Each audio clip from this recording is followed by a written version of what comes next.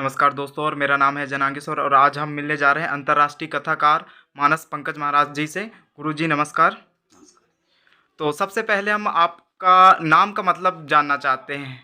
मानस पंकज महाराज का मतलब क्या हुआ? हाँ जी, मैं बता दे रहा हूँ। जी मानस का एक अर्थ होता है, जैसे हमारे रामायण का नाम है रामचरित मानस। जी हो, एक अर्थ हुआ मानस मतलब रामायण। तो मानस पंकज मुझको मेरे जो गुरु जी हैं युग तुलसी पंडित राम किंकर उपाध्याय जी थे, जिनको कलयुग का तुलसीदास कहा जाता था। जी मैंने उन्हीं से रामचरित मानस पढ़ा है और उन्हीं ने मेरा नाम उपाधि लिखा था मानस पंकज जी। तो पंकज जी का अर्थ होता है कमल का फूल। अच्छा अच्छा। तो हमारा मन ऐसे होना चाहिए जैसे कमल का फूल हो। सरोवर में जैसे कमल का फूल होता है, उसका कमल का जो जड़ है वो रहता है कीचड़ में, लेकिन कमल के ऊपर कभी कीचड़ नहीं रहता है। हाँ, और वो कमल में इतनी शक्ति है कि वो कमल भगवान में चढ़ जाता है। सही बात है जी। ठीक उसी प्रकार जैसे कमल का फूल रहता है, वैसा ही यदि हमारा मन हो जाए तो हमारे मन को भगवान स्वीकार कर सकते हैं, परमात्मा। जी जी जी। जैसे कमल भगवान में चढ़ता है। तो थोड़ा सा हम आपके बचपन की ओर चलते हैं, तो आपके बचपन के बारे में कुछ बताइए हमें। हाँ, बता दे रहे हैं बेटा। जी देखो, जैसे सामान्य लोग अध्ययन करते हैं, बचपन तो हमने भी पहले सामान्य अध्ययन किया, लेकिन अपन गुरुकुल से जुड़े व्यक्ति हैं, अपन आश्रम से जुड़े व्यक्ति हैं। तो गुरुकुल या आश्रम का अर्थ होता है ये सभ्यता और संस्कार। हमारे देश के लिए कहा गया है विश्व में भारत देश श्रेष्ठ क्यों है, तो कहा गया है भारते प्रतिष्ठे द्वय। भारतवर्ष दो कारण से प्रतिष्ठित है विश्व में। भारते प्रतिष्ठे द्वय संस्कृत च संस्कृति। भारत दो कारण से श्रेष्ठ है, संस्कृत और संस्कृति। हमारे यहाँ की भाषा है संस्कृत, जिसे कहा जाता है मातृभाषा संस्कृत, और दूसरा है संस्कृति। हमारे देश को इसीलिए जाना जाता है श्रेष्ठ, या भारत जैसा ना संस्कृत है ना भारत जैसा विश्व में कहीं संस्कृति है। और संस्कृति से ही बनता है संस्कार। जी जी। जीवन में इसीलिए संस्कार से कोई चीज नहीं है, किसी की पहचान उसके संस्कार के मुताबिक होता है। आपका असली नाम मानस पंकज महाराज ही है, और कुछ था हमने सुना था बचपन में और कुछ नाम था? हाँ जी, देखो मैं अपन पढ़ाई दुनिया में अपन पढ़े जी तो मेरा नाम जी कैलाश कुमार था, नाम ओरिजिनल नाम मेरा राशि था। जी तो मैंने 1986 में गुरुजी से जुड़ा, जब बीए फर्स्ट ईयर में मैं गया जी। तो फिर गुरुजी ने बदल करके मेरा राम रखा मानस पंकज जी, और मैं बीए फर्स्ट ईयर 1986 से ही राम कथा कर रहा हूँ। अच्छा अच्छा। हाँ, मंच में मैंने कथा प्रारंभ किया था 1986 से ही। आप प्रोफेसर थे, तो उस बारे में कुछ बताइए। आपने रिजाइन क्यों कर दिया, क्या थी उसके पीछे की कहानी? हाँ जी, देखो जी, देखो अपन रामचरित मानस, भागवत, महाभारत जितने शास्त्र हैं पहले बारीक अपन अध्ययन किए जी। उसके बाद फिर हमारा मन आ करके रुका रामचरित मानस पर जी। हमारे हृदय का विषय का पसंद रामचरित मानस है। ऐसे ग्रंथ सभी श्रेष्ठ हैं, लेकिन हमारे हृदय ने गवाह स्वीकार किया रामचरित मानस को। तो रामचरित मानस हमने लगभग कंठस्थ कर लिए, माता पिता साधु संतों गुरुओं के आशीर्वाद से। फिर देश विदेश में रामचरित मानस की कथा हम कहने लग गए।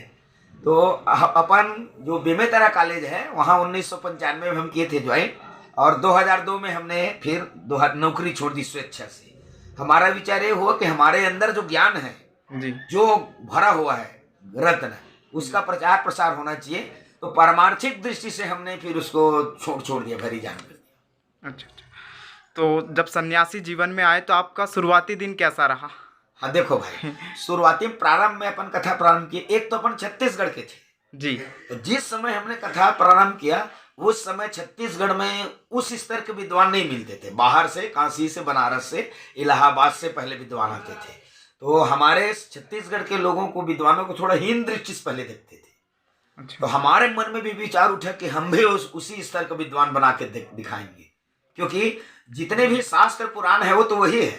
या काशी बनारस वाले या बाहर के हैं, क्या नया पुराण बना देंगे, क्या ये नया रामायण और महाभारत भागवत बना देंगे, वही है। तो उस दृष्टि से हमने अध्ययन किया। थोड़ा सा हृदय में भी कष्ट होता था कि हम लोगों को अपेक्षा की दृष्टि से देखा जाता है, लेकिन माता पिता गुरु का आशीर्वाद साधु संतों का आज स्थिति यह है, जितने श्रेष्ठ मंच है देश के उन मंचों में हमको बुलाया जाता है।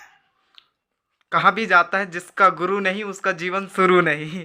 तो क्या हम जानना चाहते हैं, क्या साधु संतों को भी तकलीफ होती है? हाँ बिल्कुल होती है जी, साधु संतों को तकलीफ होती है। देखिए, साधु संत उसी को कहते हैं जो दूसरे के कष्ट में द्रवित हो जाते हैं। इसलिए संत की परिभाषा लिखी रामायण में, संत हृदय नवनीत समाना।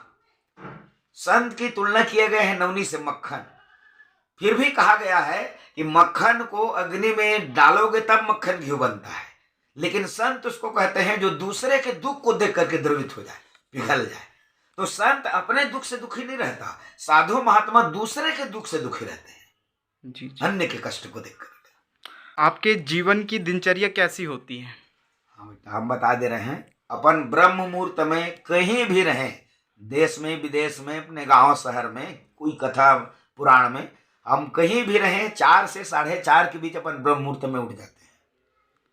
5 बजे तक हो जाता है हमारा स्नान वगैरह, और 5 से 6 के बीच में हो जाता है हमारा पूजा पाठ, जो नित्य का पाठ। जैसे अपन सुंदरकांड नित्य पहले पाठ अपन लेते हैं, नारायण कवच अपन करते हैं, फिर उसके बाद और जो अपने रामचरित मानस के पाठ हैं, राम रक्षा स्तोत्र है, ये सब फिर अपन लेते हैं। भागवत के 1 अध्याय कम से कम अपन लेते हैं। उसके बाद फिर 7 बजे के बाद फिर अपना चाय नाश्ता करने के बाद फिर अपने अध्ययन में अपन लग जाते हैं फिर। अच्छा अच्छा। हाँ, साहित्यिक अध्ययन में लग जाते हैं। और ये है दिनचर्या हमारा सुबह का। अच्छा अच्छा। कोई ऐसी घटना जिसने आपका जीवन बदल दिया हो? हाँ, ठीक बोल रहे हैं। देखो, अपन तो हम मुख्य ये बताएं आपको कि अपन छत्तीसगढ़ के थे जी तो छत्तीसगढ़ के लोगों को थोड़ा बाहर में हिंसक की दृष्टि से देखा जाता था। जी। सामान्य है, छत्तीसगढ़ के विद्वान नहीं हो सकते ऐसा। तो हमारा मन तो वहां से ऊपर उठा। देखो, अपन कॉलेज भी किए तो हम अपन यूनिवर्सिटी टॉप किए हैं। 2 विषय में हम गोल्ड मेडलिस्ट हैं। हिस्ट्री मेरा विषय रहा है, इतिहास। अच्छा। और उसके बाद व्याकरण की दृष्टि से मैंने हिंदी साहित्य में, लिटरेचर में फिर मैंने पीजी किया, व्याकरण की दृष्टि से। अच्छा अच्छा। ताकि हमको व्याकरण का, क्योंकि बिना व्याकरण के कथा कीर्तन नहीं हो सकती। सामान्य समाज है, कुछ भी कह दो अलग बात है, लेकिन विद्वत समाज में बोलने के लिए व्याकरण का ज्ञान अति आवश्यक है। इस दृष्टि से हमने लिटरेचर में भी पीजी किया। अच्छा अच्छा। आपने कभी झूठ बोला है? हाँ जी, झूठ। देखो बेटा, झूठ बोलना पड़ जाता है अपने लिए नहीं। देखो, ऐसा समय है जी झूठ बोलना ही पड़ जाता है। जैसे कहीं हम अपना समय दिए हैं जी, और हमसे और कोई जो शिष्य है, एकदम प्यारा व्यक्ति है, वो टाइम मांग रहा है उसी तिथि में, ये कथा हमको कराना है, तो उनके नाम से हमको कभी कभार बोलना पड़ जाता है कि वो समय पहले लिया हुआ है। हालांकि वो अपने स्वार्थ के लिए नहीं है हमारा झूठ। हम जहां तक अपनी दिनचर्या में अपने लिए झूठ नहीं बोलते हैं, और अपने लिए झूठ बोलना भी नहीं चाहिए। वो कहा गया है ना जी, कि अपने ही नहीं अपने सिर में औरों की भी जिम्मेदारी है, जो झूठ किसी को जीवन दे वो सत्य से भी भारी है। सही बात कहा गुरुजी आपने। आप सन्यासी ना होते तो क्या बनते?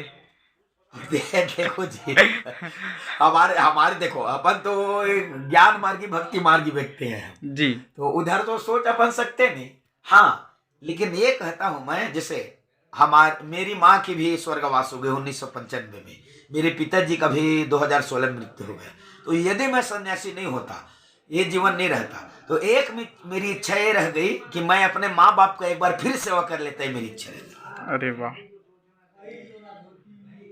माँ बाप के प्रति बच्चों का क्या कर्तव्य होना चाहिए, थोड़ा सा इस बारे में बताइए। बहुत अच्छा प्रश्न पूछा तूने बेटा। जी। माँ बाप के प्रति तो जी संतान का वो होना चाहिए कि जैसे माँ बाप हमको पाल पोस करके बड़े किए, सब कुछ बच्चों के लिए उन्होंने लुटा दिया, तन भी अपना लुटा दिया, मन धन। हम देखो, माता पिता अपने गिले में सोते थे, अपने बेटे को सुला रहे सूखा में, अपना भूखा रह गए, लेकिन अपने बच्चों को कभी भूखा नहीं सुलाया। कभी स्वास्थ्य बिगड़ गई तो बच्चे भले सो रहे हैं, माँ बाप उठ के जगते हैं। तो पुत्र का भी, संतान का भी ये कर्तव्य है कि बूढ़े माँ बाप की सेवा होनी चाहिए। वो आज बूढ़े माँ बाप आंखें निहार रही है अपने संतान के प्रति कि वो कब हमारे प्रति कुछ सेवा करेंगे, हमारे लिए कुछ करेंगे। जबकि आज का वर्तमान में पाश्चात्य सभ्यता की दृष्टि से देख लीजिए, आज के संतान माँ बाप की सेवा नहीं कर पा रहे हैं। तो यदि माँ बाप की सेवा नहीं हो रहा है ना, बूढ़े माँ बाप की, तो कुछ भी कर रहे हो काम, चाहे आप राष्ट्रपति बन जाओ, सब व्यर्थ है आपका कार्य। प्रथम काम यह है, हमारे बूढ़े माँ बाप का सेवा होना चाहिए। और बूढ़े माँ बाप हृदय से यदि आशीर्वाद दे दे तो ब्रह्मा का लकीर है, राम बाण है, उसको दुनिया में कोई नहीं काट सकता है। कार्य ऐसे करना चाहिए कि हृदय से प्रसन्न होकर के माँ बाप आशीर्वाद दे। आपने विधवा महिलाओं का पुनर्विवाह प्रारंभ कराया, उस विषय पर भी थोड़ा सा बताइए। देखिए भाई, अपन विद्वान आदमी है, देश दुनिया 5-6 अपन विदेश भी गए हैं, तो कई जगह चर्चा चलता था, बहुत विरोध भी हुआ, और आजकल भी लोग लकीर के फकीर बने हुए हैं कि विधवाओं का विवाह नहीं होना चाहिए। तो हमारा विचार ये था, मान लीजिए 20 साल के हमारे बेटे हैं और अचानक मान लीजिए बेटे की बहू का स्वर्गवास हो गया, तो अपन तुरंत 1 साल 2 साल में उसके लिए दूसरी बहू ले आते हैं। और मान लीजिए बेटी हमारी 20 साल की है और मान लीजिए वो दामाद जी खत्म हो गए, तो लोग कहते हैं कि नहीं वो तो जीवन उसको ऐसे ही काटे। तो नहीं, शास्त्र भी ऐसा नहीं कहता है, और यदि शास्त्र ऐसा कहता है तो मैं उस शास्त्र को भी मानने वाला नहीं हूँ। पुत्र और पुत्री दोनों समान है। यदि बेटी विधवा हो गई है तो उसका भी हाथ पीला किया जाना चाहिए, उसका भी घर बसाना चाहिए। और मैं तो कहता हूँ विधवा, एक विधवा का आपने विवाह करा दिया तो सैकड़ों यज्ञ के बराबर पुण्य है, वो आपको अलग से यज्ञ नहीं कराना पड़ेगा। और इसी कारण समाज में बहुत लोग इसके विरोधी भी हैं, मानने वाले वो लकीर के फकीर में चले गए हैं। जी। और वो अपने ऊपर नहीं लेते हैं उस बात को, लेकिन अपने ऊपर लेके सोचना चाहिए काश मेरी बेटी के साथ ऐसा घटना घट जाए तो उस बाप के हृदय में क्या होगा, ऐसा अपने ऊपर लेके व्यक्ति को सोचना चाहिए। ये कार्य सबको करना चाहिए, चाहे किसी भी समाज का हो। अब इसमें खास करके जो बड़े समाज है वो ज्यादा बिगड़े हुए हैं, जो बड़े कास्ट के हैं, जाति के, उनमें और ज्यादा बिगड़े हुए हैं। वो छोटे जात के लोग कुछ भी कर रहे हैं ऐसा कहते हैं, मैं कहता हूँ ये छोटे कास्ट के लोग ही ठीक कर रहे हैं। जी। हो, डर नहीं रहे हो। अपना बेटी मान लीजिए विधवा हो गई, तुरंत कहीं भर चूड़ी पहनवा दिए, कहीं भेज दिए, वो गलत नहीं करे, ठीक कर रहे हो। जीवन भर एक विधवा बेटी का बैठा के खिलाना या जीवन काटना बहुत कठिन बात है। जीवन कह देना सरल बात है, जिसके ऊपर होती है घटना उसको पता रहता है। मैं तो सबको कहता हूँ, जितने समाज के लोग हैं अपने देश में, ये विधवा विवाह के प्रति लोगों को ध्यान देना चाहिए, सबको सामने आना चाहिए। और जो लोग यदि इस कार्य में आगे बढ़ रहे हैं तो उसका विरोध नहीं करना चाहिए, बल्कि उसका समर्थन लोगों को करना चाहिए।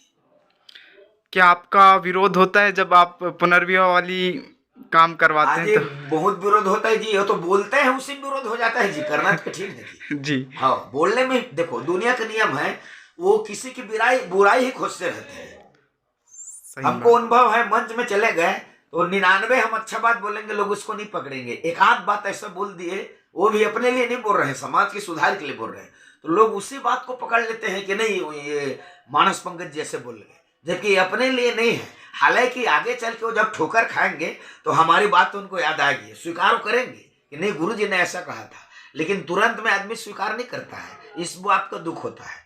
और दूसरी बात, जैसे अपन साधु संप्रदायिक व्यक्ति हैं तो हमको दुख साधुओं से नहीं है, जो नकली साधु बने हुए हैं उनसे दुख है हमको जी। जो नकली बने हुए हैं, जो उसको अपना धंधा ही बना लिए हुए हैं, कथा कीर्तन को धंधा बना लिए हुए हैं, उनसे हमको कष्ट है। ये ठेकादारी वाली कार्य नहीं होना चाहिए, डिमांड वाली बात नहीं होना चाहिए। विद्या बांटने की चीज है, सौदा की वस्तु नहीं है जी। इससे थोड़ा नुकसान भी हो जाता है कि जैसे अपन कहीं चले गए तो कहते हैं कि गुरु जी आपको क्या लगता है, हम कहते हैं आप हमारे स्वरूप के रूप दक्षिणा दीजिए, तो मिलता बहुत कुछ है। और कई जगह धोखा भी हो जाता है, कई जगह कि लोग सोचते हैं सामान्य तो है, गुरु जी ने कुछ मंगा नहीं है, तो कई बार ऐसे हो जाता है कि सही में कुछ नहीं दे पाते हैं।